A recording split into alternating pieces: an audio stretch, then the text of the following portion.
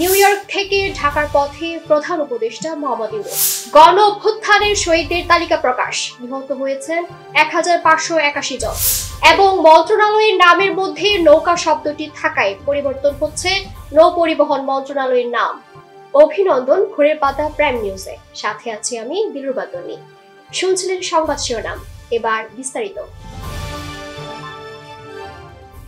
জাতিসংঘ সাধারণ পরিষদের ৭৯তম অধিবেশন এবং অন্যান্য উচ্চ পর্যায়ের দ্বিপক্ষীয় বৈঠক ও অনুষ্ঠানে অংশ নেওয়ার পর ঢাকার পথে রওনা হয়েছেন অন্তর্বর্তী সরকারের প্রধান উপদেষ্টা মোহাম্মদ ইউনূস। শুক্রবার নিউ ইয়র্কে স্থানীয় সময় রাত ৯:৩০টায় কাতার এয়ারওয়েজের একটি ফ্লাইটে ঢাকার উদ্দেশ্যে রওনা হন তিনি। বিস্তারিত ডেস্ক রিপোর্টে।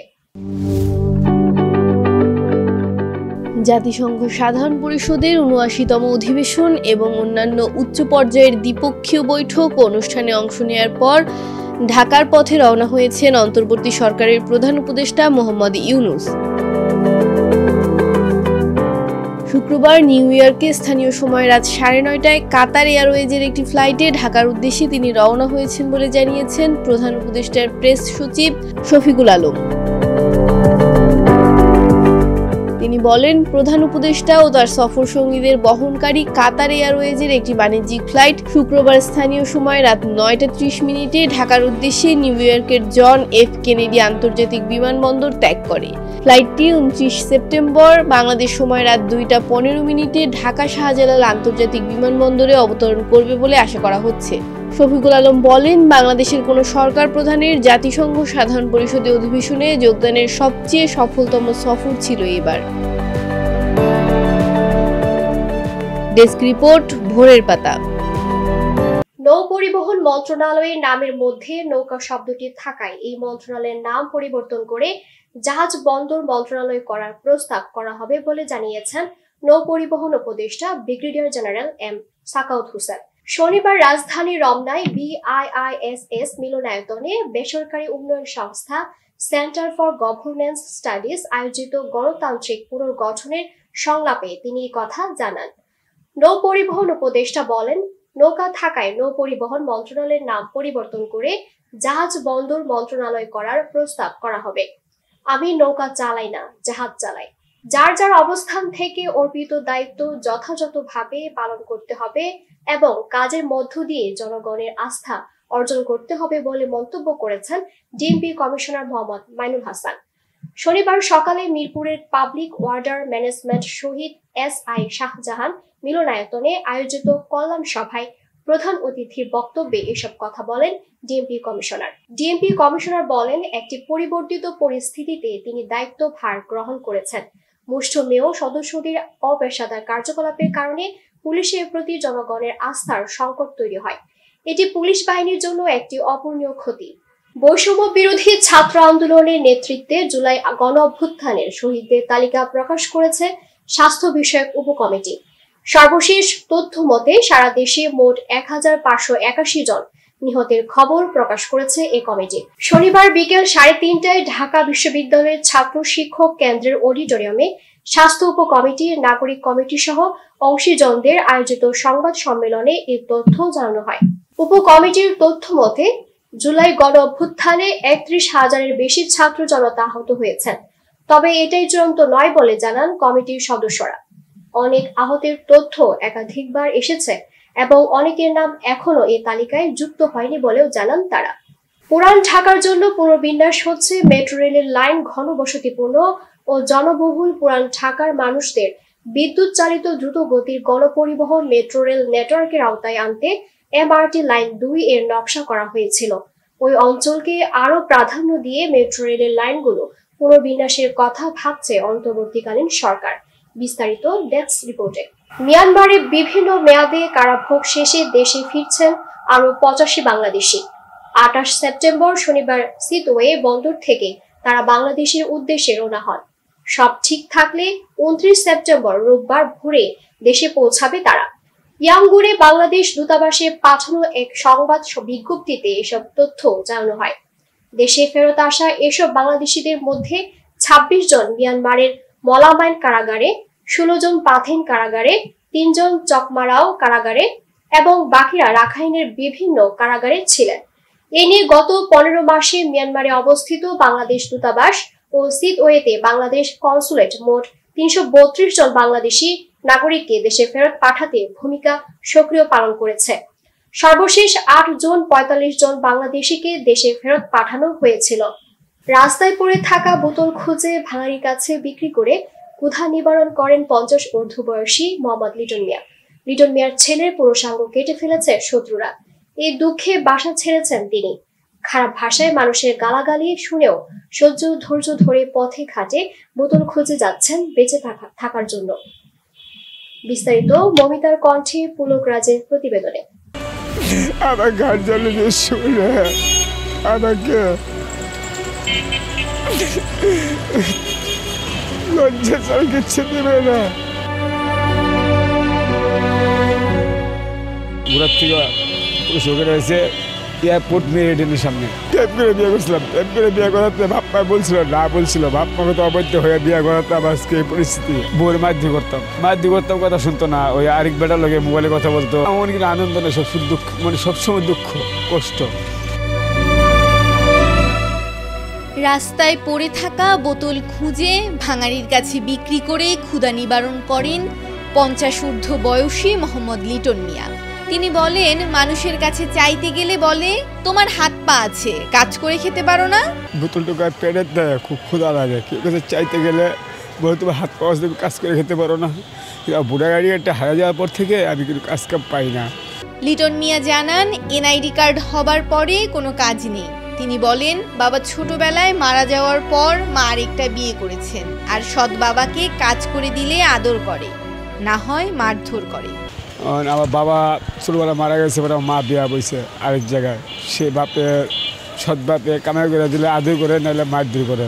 তিনি বলেন, ছেলের পুরুষাঙ্গ কেটে ফেলেছে শত্রুরা। এই দুঃখে বাসা ছেড়েছি, রিক্সাও চালাতে পারি না পা ভাঙা থাকায়, তাই বোতল খুঁজে মা আর আমার জীবন চালাই। পুরুষাঙ্গ কেন কাটলো? পুরুষাঙ্গ কাটছে শত্রুরা। আমার বউ যে বিয়া বসে আরেক জায়গায়, এই বউর শত্রুরা আর কি নিয়ে ঘোরার থেকে পুরো শোকের হয়েছে এয়ারপোর্ট মেরিডিয়ানের সামনে। বড় সন্তানটা মেয়ে বিয়ে দিয়ে ফেলেছি, আর একটা ছেলে ঘোরার থেকে পুরুষলিঙ্গ কেটে ফেলাইছে। হিজলারা ঘোরার থেকে পুরুষলিঙ্গ কেটে ফেলাইছে। এই দুঃখে মনে করেন যে আমি আবার বাইরে খিলকেট থেকে আমি কারুম বাজার বসবাস করতেছি। বোতল খাই, আর সারাদিন 2-3 টাকা হয়, খাওয়া দাওয়া চলে, আর কিছু টাকা বাপ মার জন্য পাঠায়। কান্নার সুরে লিটন বলেন, আমি এতিম, এই দুনিয়াতে আমার মা ছাড়া কেউ নেই। বউ 2 লাখ টাকা নিয়ে পল্টি দিয়েছে। আমি ভালো পরিবারের ছেলে, বাধ্য হয়ে এরকম থাকতে হচ্ছে। বউ আবার 2 লাখ টাকা পল্টি দিয়েছে। এখন অটো রিক্সা ছিল, অটো রিক্সাটা বিক্রি করে আরেকজনের কাছে বিয়া চলে গেছে টাকা। ট্যাপ করে বিয়ে করছিলাম। ট্যাপ করে বিয়ে করাতে বাপ্পা বলছিল না, বলছিল বাপ্পাকে তো অবৈধ হয়ে বিয়ে করাতে আজকে এই পরিস্থিতি। আমি বোতলটুকু আমি ঝুঁকো না। আমার ফ্যামিলিটা অনেক বড় ফ্যামিলি, আর বাইরেরা ছিল। তিনি বলেন, বাবা বেঁচে থাকলে এরকম পরিস্থিতিতে পড়তে হতো না। বাবার জন্য, বাবা যদি বেঁচে থাকতো তাহলে আমি আজকে আমার পরিস্থিতি হয় না। আমি বাগায় ঢুকাই না। আমার গান জ্বালে যে শুনে আমাকে লজ্জা ছাড়া কিচ্ছু দেবে না। ভালো একটা ফ্যামিলির ছেলে, আমার গোষ্ঠীর অনেক বড় গোষ্ঠী। ভাই 2টা পুলিশের হারবি। আজকে কেন বোতল ঢুকাবো? কোন কারণে, কি উদ্দেশ্য? একমাত্র নারীর কারণে। খারাপ ভাষায় মানুষের গালাগালি শুনেও ধৈর্য ধরে পথে ঘাটে বোতল খুঁজে যাচ্ছেন বেঁচে থাকার জন্য। তবে তিনি এই কাজ আর করবেন না, নিজের স্বাধীনতায় নিজে চলবেন। মৃত্যুর শেষ সময়ে তিনি মায়ের সঙ্গে দেশের বাড়িতেই থাকতে চান। আমি আর বাঘা টুকাবো না। বাঘা টুকালে মানুষের থাকে না, মানুষের গালাগালি করে না ধরে কথা বলে। আমি আর 10-15 দিন আসি, 10-15 করে বাড়িতে গেলে মার সন্তান মার কোলে চলে যাবো। যাইয়া মার হাতে খাবার খাবো, মা যেমন করবো, মা যেরকম মার কারণে দুনিয়াতে আইসি, মায়ের কথা মতো আমি চলাফেরা করবো। এই বাস্তব চিত্রে মনে হয়ে যায় রফিক আজাদের সেই কবিতা ভাত দে হারামজাদা। দৃশ্য থেকে দ্রষ্টা অবধি ধারাবাহিকতা খেয়ে ফেলে। অবশেষে যথাক্রমে খাবো গাছপালা, নদীনালা, গ্রামগঞ্জ, ফুটপাত, নর্দমার জলের প্রপাত, চলাচলকারী পথচারী, নিতম্ব প্রধান নারী, উড্ডীন পতাকা সহ খাদ্যমন্ত্রী ও মন্ত্রীর গাড়ি। আমার ক্ষুধার কাছে কিছুই ফেলনা নয় আজ। ভাত দে হারামজাদা, তা না হলে মানচিত্র খাবো।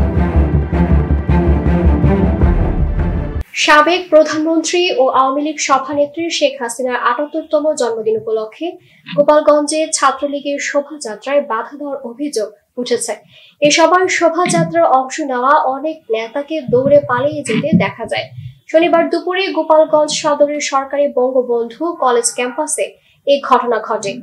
গোপালগঞ্জ সদর থানার অফিসার ইনচার্জ মোহাম্মদ সাজিদুর রহমান সাংবাদিকদের জানান, গোপালগঞ্জের সাবেক প্রধানমন্ত্রী ও আওয়ামী লীগ সভানেত্রী শেখ হাসিনার জন্মদিন উপলক্ষে শোভাযাত্রা বের করে সরকারি বঙ্গবন্ধু কলেজ শাখা ছাত্রলীগের নেতাকর্মীদের ছত্রভঙ্গ করা হয়নি। শোভাযাত্রায় অংশ নেওয়া অনেককেই গ্রেপ্তার এড়াতে দৌড়ে পালিয়ে যায়। এবার আন্তর্জাতিক সংবাদ।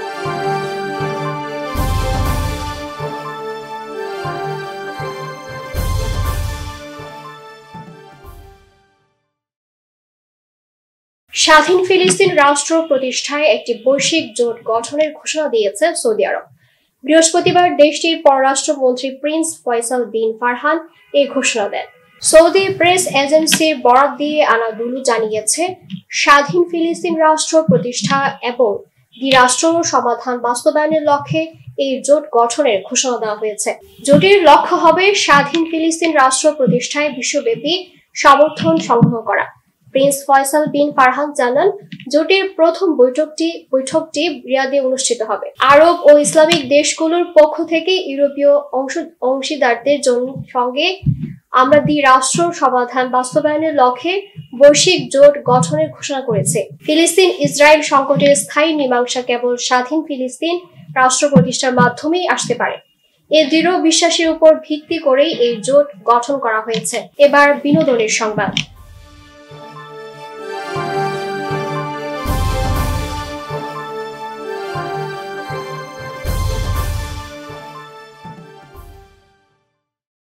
অভিনয়ের জন্য পরিচিতি পেয়েছেন লাক্স তারকা কুসুম শিকদার, পেয়েছেন জাতীয় চলচ্চিত্র পুরস্কার। দীর্ঘদিন বড় পর্দার বাইরে থাকা কুসুম আসছেন ভিন্ন পরিচয়ে। এই প্রথম পরিচালক হয়ে ফিরছেন তিনি। তার পরিচালিত প্রথম চলচ্চিত্র শরতের জবা মুক্তি পেতে যাচ্ছে। আগামী 11 অক্টোবর চলচ্চিত্রটি প্রেক্ষাগৃহে মুক্তি পেতে যাচ্ছে। নিজের লেখা বই অজাগতিক ছায়া থেকে শরতের জবা গল্পটি চলচ্চিত্রের পর্দায় তুলে আনছেন কুসুম। এবার খেলাধুলার সংবাদ। শৃঙ্খলা ভঙ্গের দায়ে আর্জেন্টিনার গোলরক্ষক এমিলিয়ানো মার্টিনেজকে 2 ম্যাচ নিষিদ্ধ করেছে বিশ্ব ফুটবলের নিয়ন্ত্রক সংস্থা ফিফা। নিষেধাজ্ঞার কারণে তিনি আগামী 10 অক্টোবর ভেনেজুয়েলা এবং 15 অক্টোবর বলিভিয়ার বিপক্ষে আর্জেন্টিনার বিশ্বকাপ বাছাই পর্বের ম্যাচ খেলতে পারবেন না।